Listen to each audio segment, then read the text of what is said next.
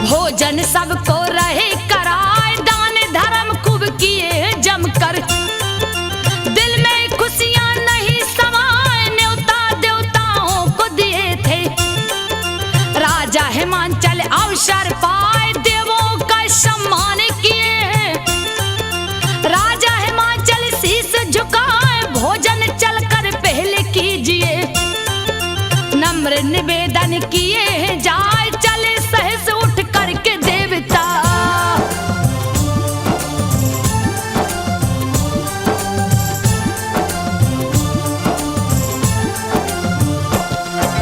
चले सहस उठ करके देवता, करने को भोजन मुस्काए।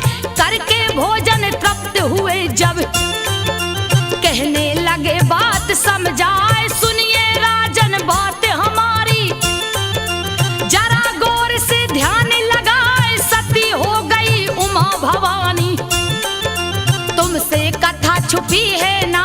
पुत्री रूप में आपके घर में जन्म सती लेगी, सुख पाए मैना बनेगी उमा की माता। कहते देवता है समझाए, सुन देवों की बात हिमाचल।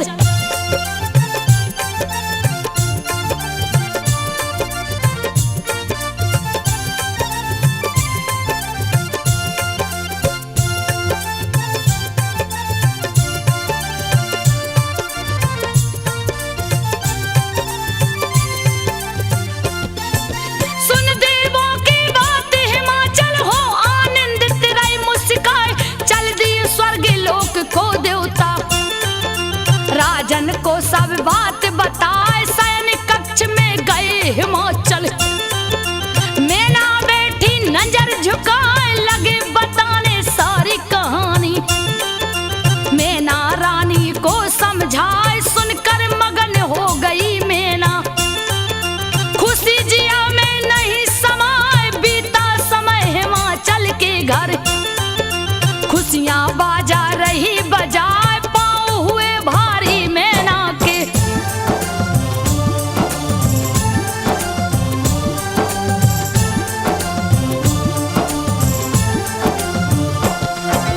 पाँव हुए भारी मैना के। राजा मगन रहे मुस्काए। बीता है 9 मास महल में, मैना बनी है माता आए। महल में गूंजी है किलकारी, मैना मगन बेटी जन्माए। खुश है पर्वत राज हिमाचल, दासी रही समाचार सुनाए। दिए उतार कर हारे गले का, नेंग पर दासी रही हर साए। ढोल नगाड़े तासे बजते, मधुर मधुर संगीत सुनाए। मैना की सब सखियां जुट गईं,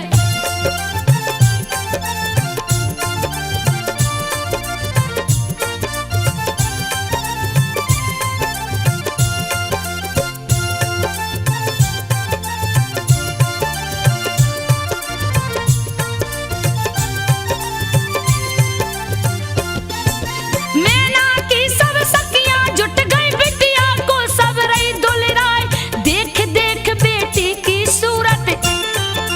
खुशी जिया में नहीं समाए, नामकरण करने की खातिर। ज्ञानी मुनि गए हैं आए, पार्वती है नाम सुता का। सुनिए राजन ध्यान लगा,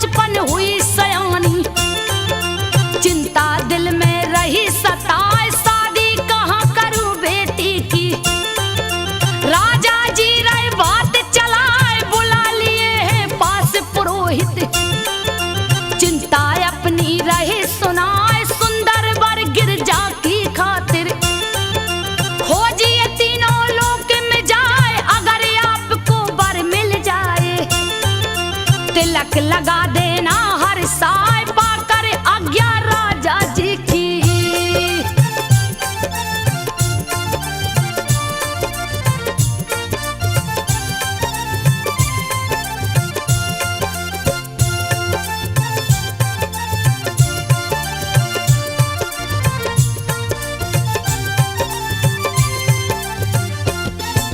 पाकर आज्ञा राजा जी के चले पुरोहित जी मुस्कान पहले गए स्वर्ग लोक में।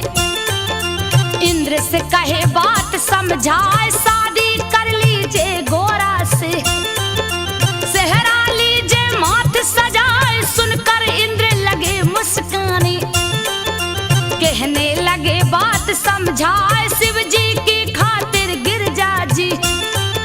मैना घर में जन्मी आए चले पुरोहित उठ कर उस दम। अग्नि लोक में गए हैं आए अग्नि देव से लगे बताने।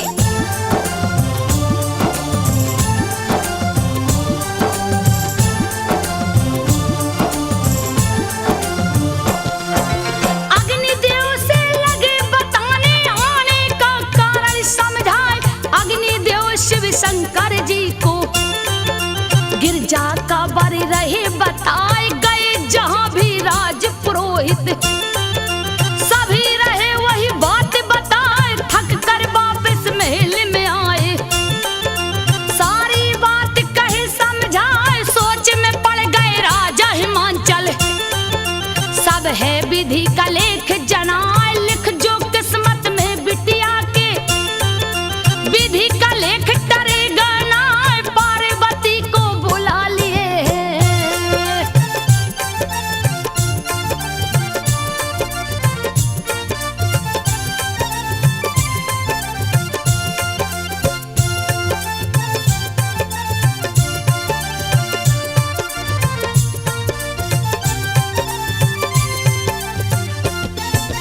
पार्वती को बुला लिए है प्यार से पास लिए बैठार। सारी कथा बताए हंसकर सुनती पार्वती शर्माए। तुम ही बता दो बिटिया रानी, कुछ भी नहीं रहा मुझे सुझाए। कान में उठकर पंडित जी के गिरजा ने है दिया बताए। सुनकर पार्वती की वाणी रहे पुरोहित जी मुस्काए। कहने लगे हिमांचल जी से सुनिए राजन ध्यान लगाए शिव शंकर दुनिया के मालिक।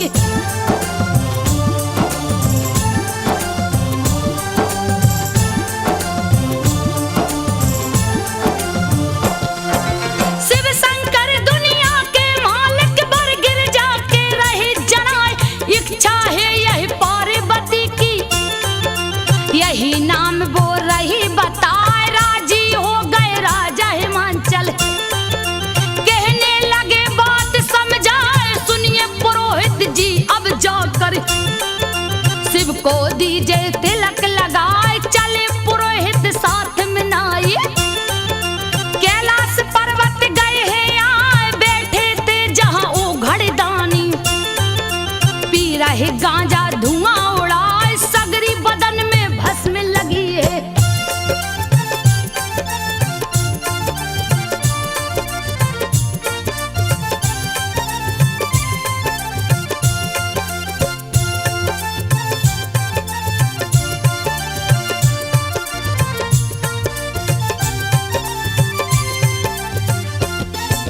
सगरी बदन में भस्म लगी है। सावरी सूरत रही सुहाए।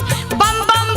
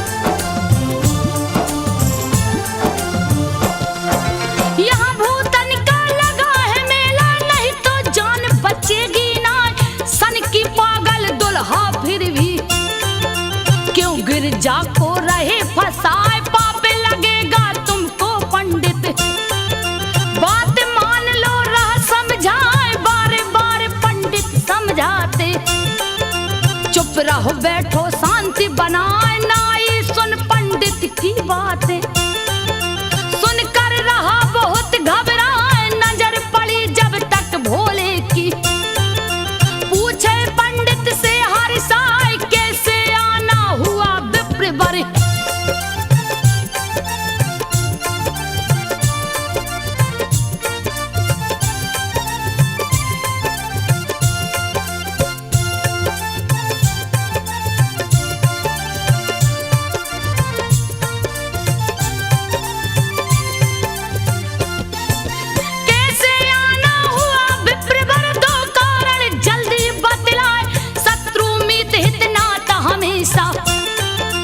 बराबरी का ठीक जनाए, कहा गिरजा महलों की रानी, मैं कंगाल सुनो ध्यान लगाए, महलों का सुख यहाँ गिरजा को, भला कहाँ से दूंगा लाए, पति बनाकर मुझको गोरा, कोई सुख पाएगी ना, भांग पड़ेगा यहाँ पीसना, भोला बात रही समझाए, चले जाइए पंडित बाबा।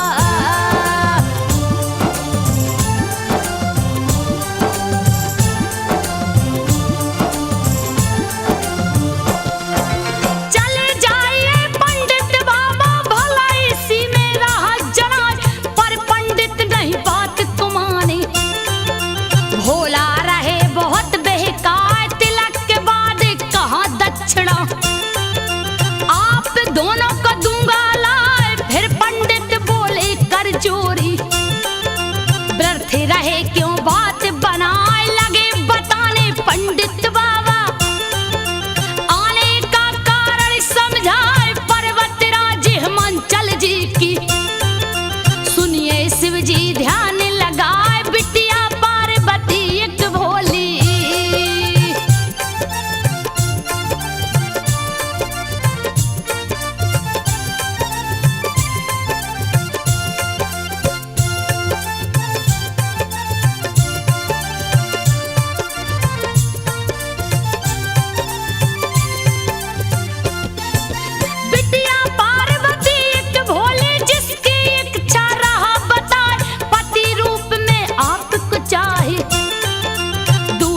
कोई नहीं सुझाए, करने तिलक आपका स्वामी, आए हैं हम आज्ञा पाए, सुनकर सारी बात महादेव, पंडित से कहते समझाए, बड़े हिमांचल जी राजा है, भारी महल में रहा सुहाए, वो धनवान में निर्धन योगी, रिश्ता हमारा जमे गनाए, वेद पुराण बताते मुनिवर।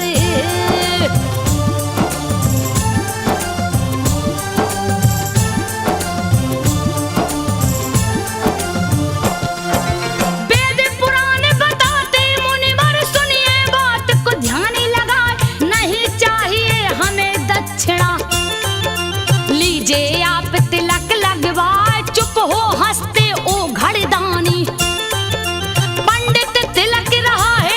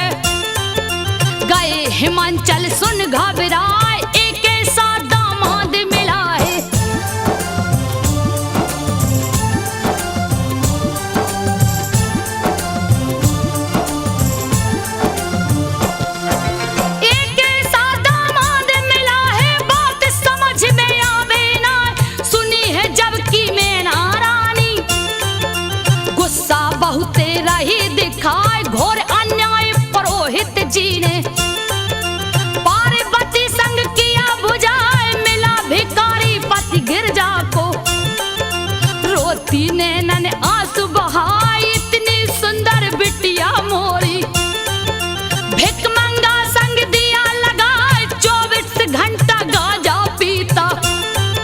झूमता भांग धतूरा खाए तब तक आए राजा हिमांचल।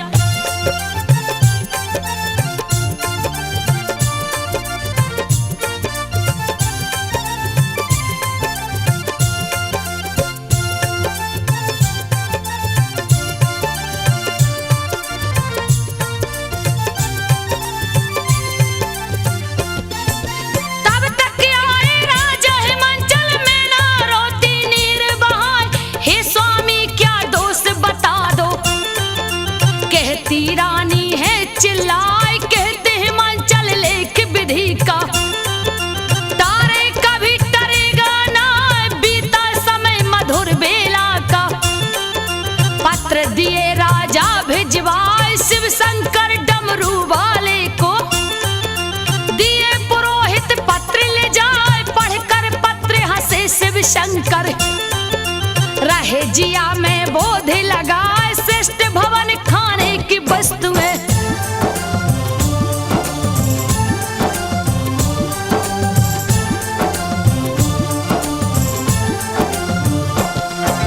श्रेष्ठ भवन खाने की वस्तुएं सब सुविधाएं लिए जताए बस बारातें आने हैं बाकी। पढ़ते शिव जी ध्यान लगाए है बड़ा गर्व हिमांचल जी को। चल कर लूं जरा थाहे लगाए कितना राशन भरा महल में। सोच रहे भोला मुस्काए बूढ़ा बनकर बूढ़े बेल पे। गए हिमांचल नगर में आए 2 शिष्यों को साथ लिए हैं। डमरू सिंगी धरे बजा रुक गए जाकर एक बगिया में।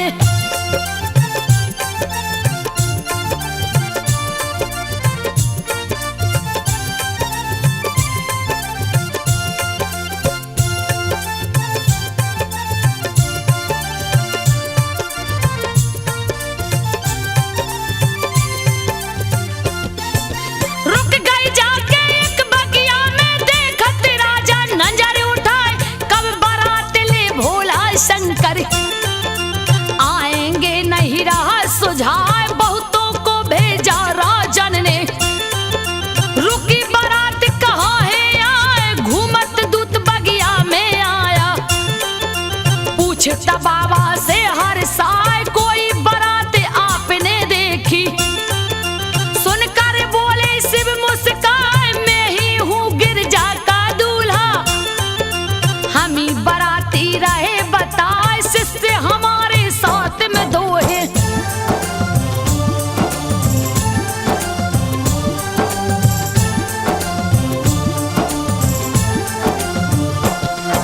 शिष्य हमारे साथ में 2 है और कोई यहाँ आया है ना। गिरजा की सखियां बगिया में घूमत घूमत गई है आए पूछने लगी है जोगी बाबा। कहीं बारात रुकी है आए फिर वही बात कहे शिव शंकर। सारी सखी गई गुस्से आए लगी गालियां शिव को देने। गया है जोगी तू पगलाए घर बारात बता दोगे तुम। खाना दूंगी तुम्हें खिलाए एक सखी हंस करके बोली।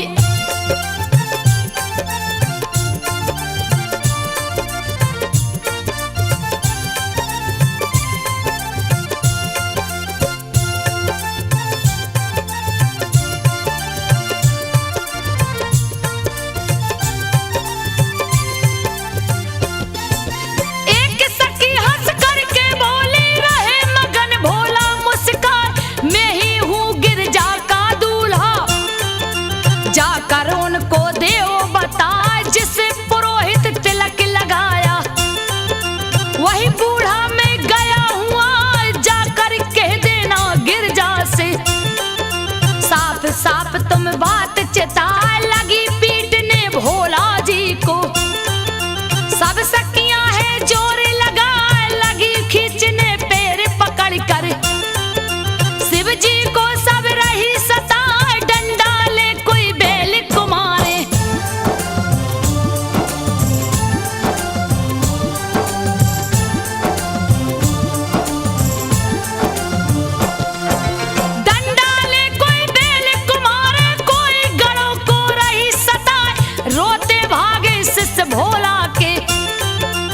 फिर बोले शिव जी मुस्काए, सुनो हे गिरजा की सखियों तुम, मजा आ रहा हमको आज लात घूस ससुराल के प्यारे।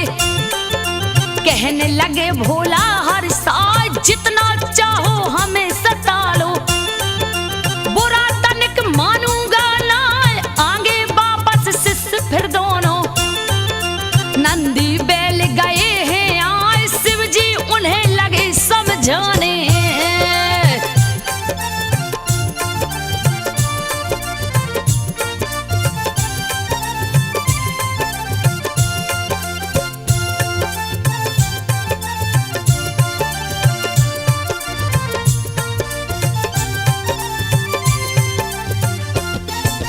शिव जी उन्हें लगे समझाने, सुनिए नंदी ध्यानी लगाए, मजा बड़ा ससुराल में आया। नंदी हंसते पूछ हिलाए, मारे पीट कर सारी सखियां, वापस चली है जब हर साल, छोड़ दिए झोला से भोला। भवरा उन्हें लिए दौड़ाए, कोमल तन पे लगे काटने, सखियां भाग रही चिल्लाए, भागी महल में जान बचा कर, विष की पीड़ा सही न जाए, देख उन्हें सब सखियां हंसती।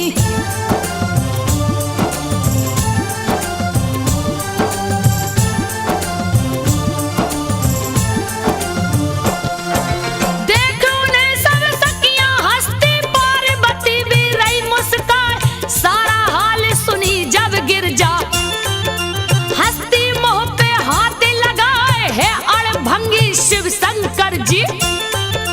उनकी लीला कहीं न जाए, फिर गिरजा ने छुप कर उनको पीड़ा सारी दिया भगाए, लौट के दूत आए बेचारे, राजा से कहते समझाए, कहीं बारात दिखी नहीं राजन। तब तक सखी गई कि आए, सारी कहानी शिव शंभू की।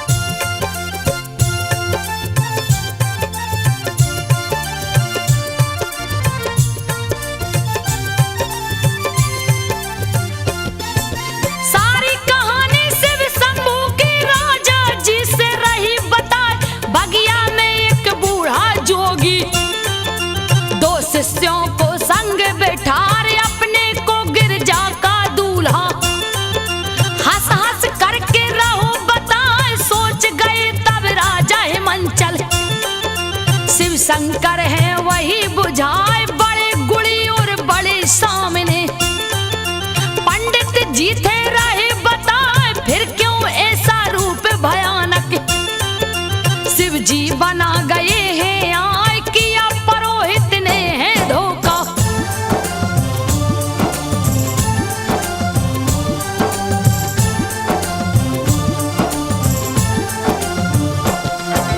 किया पुरोहित ने है धोखा, रहे जिया में बोधे लगाए, पहले घर मालूम जो होता, ऐसी गलती करता ना, संग भिखारी के अपनी बिटिया, ब्याह के अनुमति देता ना, बातें सुन पति पनवेश्वर की, मैं ना आंसू रही बहाए, देख पिता माता को चिंतित, गिरजा रही बहुत घबराए, एक सखी को पास बुलाकर लिख कर पत्र दिया है थमाए, कहा सखी तुम जल्दी जाकर।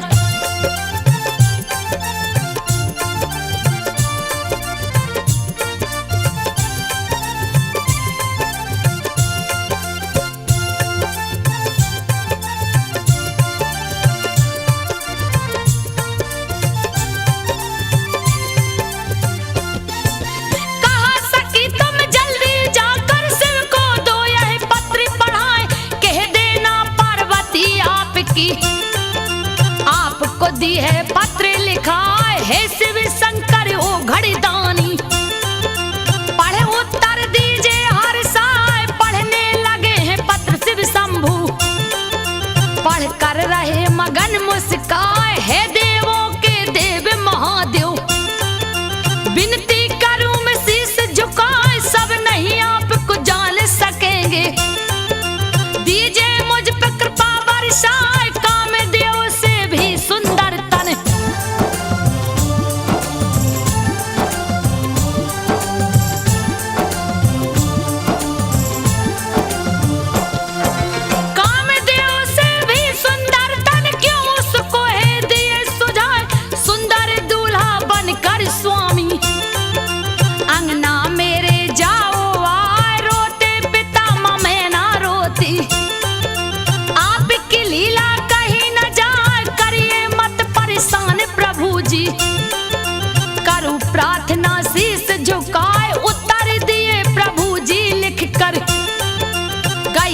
सखी है महल में आए, पढ़कर पत्र खुशी हुई गौरा।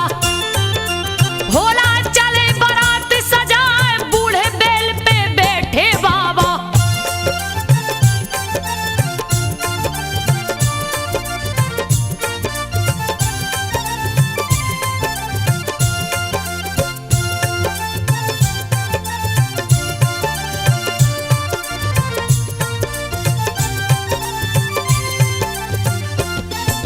बूढ़े बैल पे बैठे बाबा, ठुमका रही बाराती लगाए। झोले में से उघड़ दानी रहे निकाल बारात दिखाए। बिच्छू ततैया सांप बिसीले, कूद कूद रहे ढोल बजाए। भूत पिशाच दैत्य और निश्चर, शान बारात की रहे बढ़ाए। किसी की एक आंख हुई गायब, फिर भी ठुमका रहे लगाए। किसी की बिल्कुल मुंडी गायब, फिर भी राह खूब दौड़े लगाए। देख बारात प्रजा डर करके,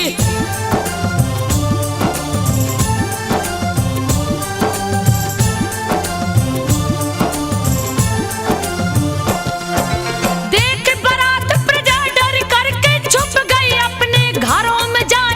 देख के रोती में नारानी, कैसे शादी रहे कराए। गुस्से से धिक्कार रही है, रहे पुरोहित जी समझाए। दुखी है मंचल राजा हो गए, बेटी को गया नरक लिवाए। हो गया घोर अनर्थ ये मुझसे, बहुत जियारा घबराए। देख पिता को दुख से पागल, पार्वती रही धीर धराए। व्रत की चिंता करते हो क्यों?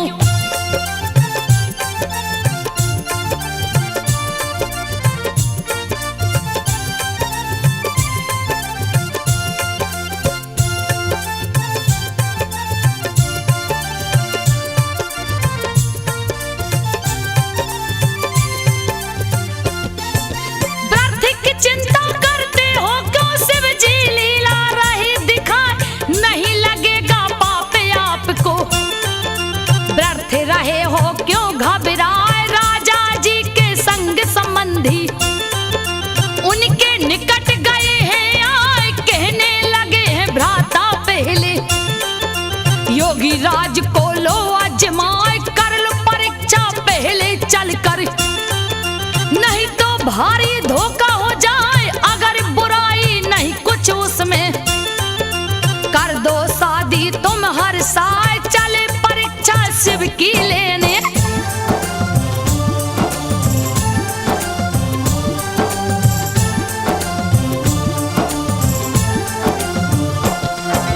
चले परीक्षा शिव की लेने। रहो जिया बहुत ही घबराए, शिव के पास पहुंच कर राजा कर प्रणाम कुशी से झुकाए। देख ससुर को पास में अपने, बोले शिव जी बात चिताए। रक्षा करना तुम बेला की, नशे के मारे चला न जाए। रोना धोना बंद करो तुम, क्या चाहिए बोलो हर साय। बोले दोनों मिलकर शिष्य, अब तो भूख सही ना जाए। कुछ खाने को दो बाबा जी।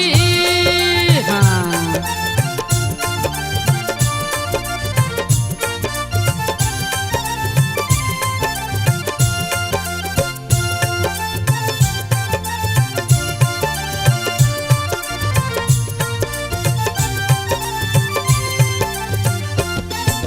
कुछ खाने को दो बाबा जी, नहीं तो प्राण बचेंगे ना। लगे समझाने उनको शंभू, थोड़ी देर लो भूख दबाए। उसके बाद राजा जी तुमको बढ़िया भोजन देंगे लाए। तृप्त हो जाना खाकर प्यारो, व्रत परेशान करो तुम ना। फिर भी रोता शिष्य दुलारे, गुरुवर भूख सही ना जाए। धीरे धरो जब ब्याह हमारा, गिरजा से होगा हर साल। धीरे धरो जब ब्याह हमारा।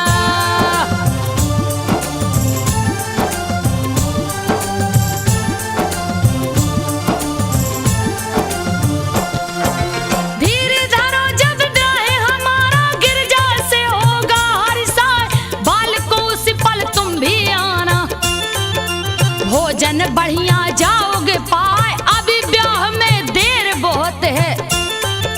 जब तक करिए कोई उपाय, चारे दिनों से हम नहीं खाए। बिन खाए अब चला न जाए, उड़ जाएंगे प्राण पखेरु। अगर नहीं कुछ हुआ उपाय, सुन सारी बात हिमांचल बोले। शिव जी से है बात चिताए, अगर आज्ञा आप की हो बे।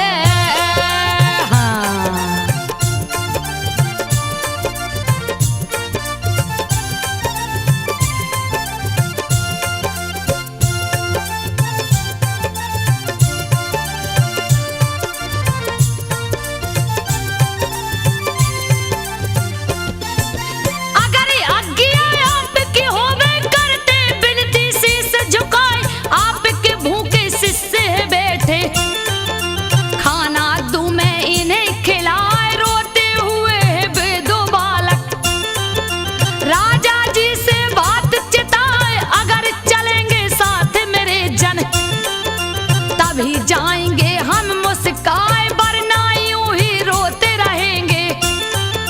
बात को कहते शिष्य चिताए, तब बोले शिव जी हे राजन, इनको भोजन दो करवाए, बढ़िया खाना पानी देना।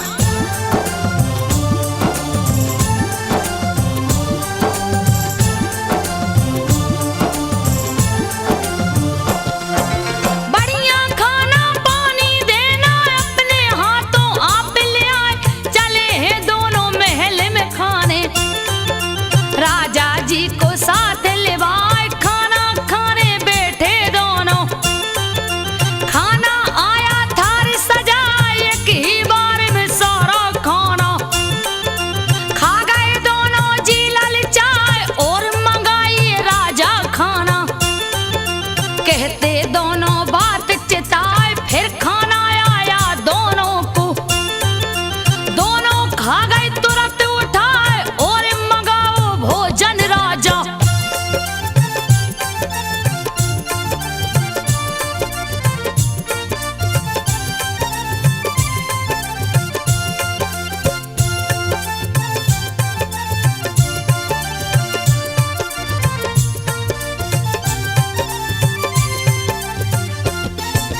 और मंगाओ भोजन राजा, भूखे दोनों रहे चिल्लाए। खा गई सारा खाना उनका। राजा देख गए घबराए, पीने लगे पानी मांग के। रहे हिमाचल जी घबराए, खत्म हो गया पानी नगर का। फिर भी प्यासे शिष्य चिल्लाए, कहने लगे कुछ और पिला दो।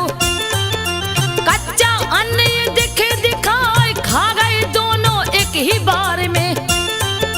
देख गए राजा घबराए, पास बुलाकर पंडित जी को।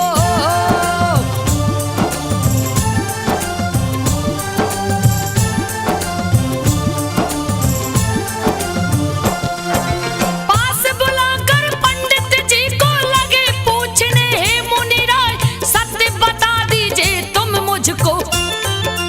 कहने लगे अचरज समझाए, कौन है ये सन्यासी बोलो। मुझे रहा नहीं कुछ सुझाए, तब बोले हैं पंडित बाबा।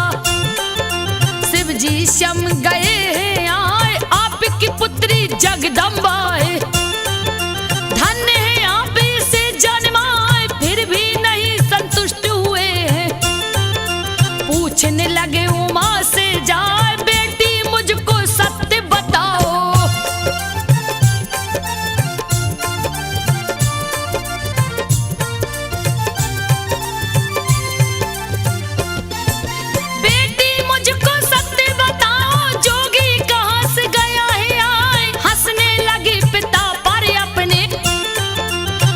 भवानी मोह चौराए, जब तक प्रकट हुए नारद जी। सुंदर बीड़ा रही बजाए, कि अपना में हिमांचल जी ने। मुनिवर को है शीश झुकाए, हंस कर लगे बताने नारद। सुनिए राजन ध्यान लगाए, यही है तीनों लोक के स्वामी। सारी सारी बात कहे समझाए, पति पत्नी तुम धन्य हो दोनों।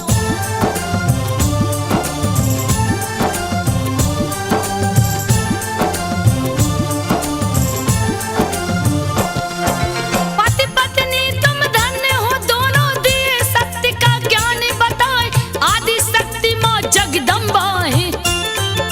पार्वती घर आपके आए, कृपा आपके ऊपर की है।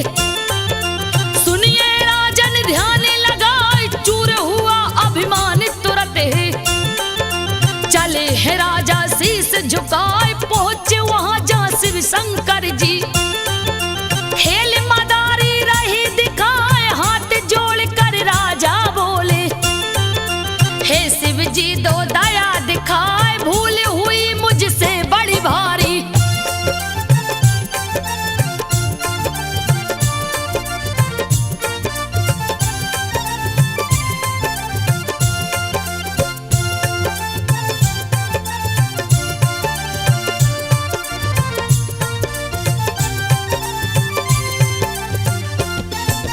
भूल हुई मुझसे बड़ी भारी, आपको मैं पहचाना नहीं।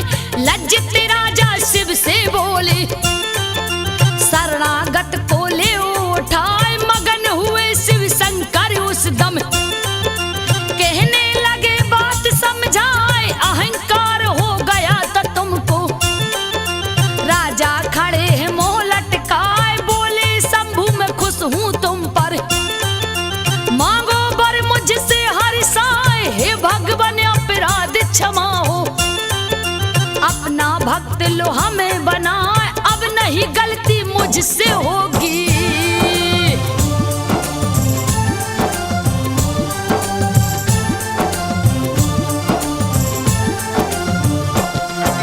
अब नहीं गलती मुझसे होगी, गया शरण में आपके आए, खुश होकर तुम नगर को जाओ।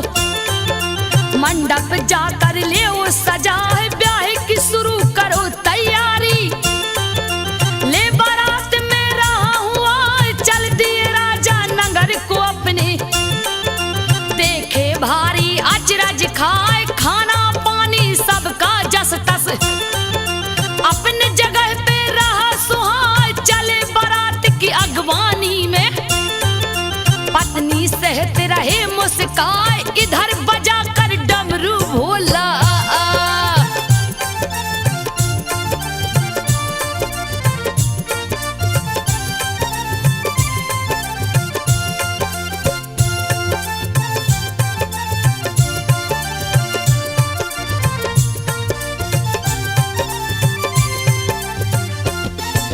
इधर बजा कर डमरू भोला, लिए सगरी बारात जुटाए, बन गए भोला सुंदर दूल्हा।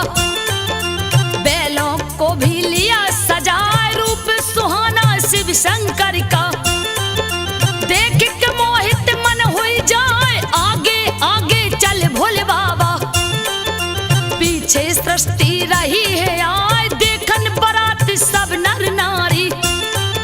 घर के छत पर गए हैं आए, एक और ब्रह्मा एक और विष्णु। बीच में शिव शंभु मुस्काए, पहुंच बारात है द्वारे पर भी।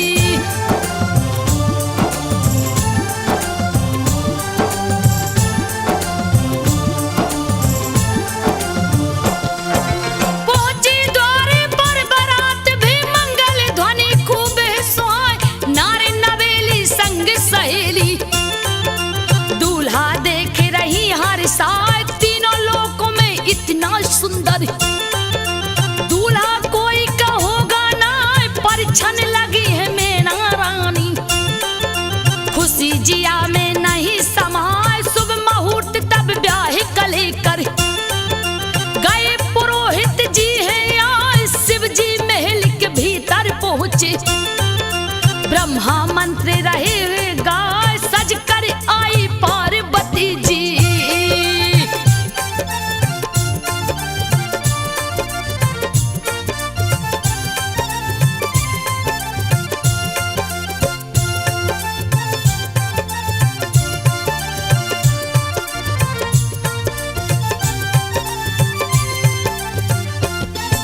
सज कर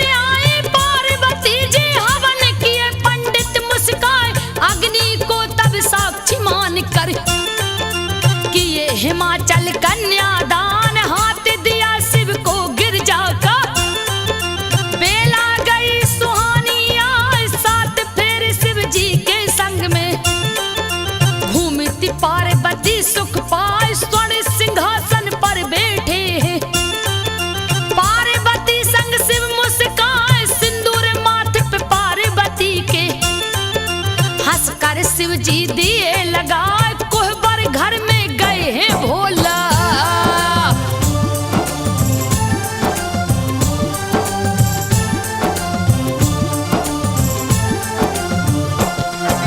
कोहबर घर में गए हैं भोला, रीति निभा कर गए हैं आप। दूसरे दिन बारात रुकी है, सभी रहे आनंद उठाए, सेवा खूब हिमाचल कर रही।